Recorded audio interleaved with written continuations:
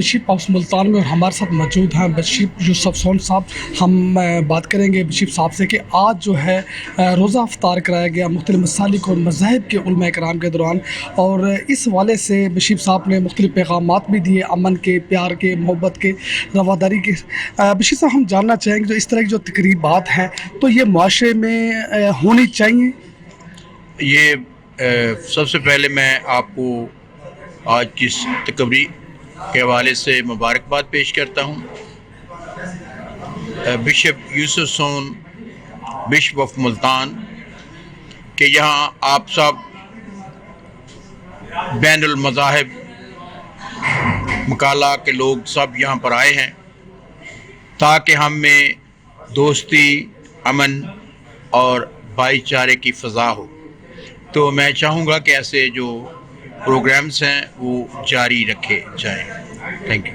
बशीर साहब, हमारे मुआशरे में अदम तशद्दुद बढ़ता जा रहा है, तशद्दुद के वाक़यात हो रहे हैं और छोटी छोटी बात के ऊपर लड़ाई झगड़े, एक दूसरे को कत्ल मारी हो रही है, तो इससे कैसे छुटकारा पाया जा सकता है?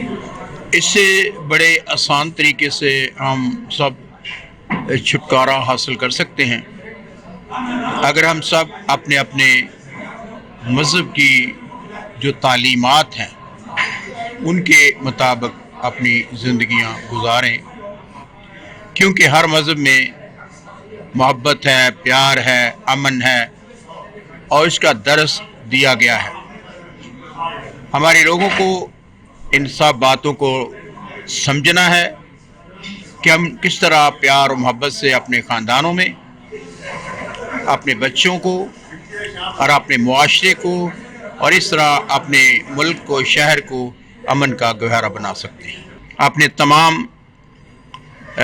मुस्लिम भाइयों को और मसीही भाइयों को आज के इस प्रोग्राम के हवाले से मैं दुआगो हूँ अपने मुल्क की अमन और सलामती के लिए, अपनी हुकूमत के लिए, पाक फ़ौज के लिए और सारी इंतज़ामिया के लिए कि खुदावंद उनकी बदौलत हमारे मुआशरे में और अमन और सलामती कायम रखे।